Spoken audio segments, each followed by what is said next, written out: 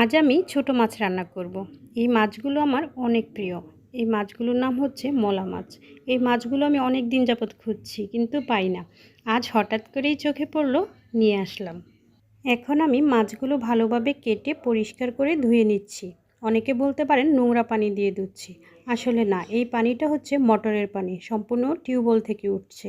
এখন আমি এই মাছগুলো রান্না করার জন্য কিছু আম পেড়ে নিলাম।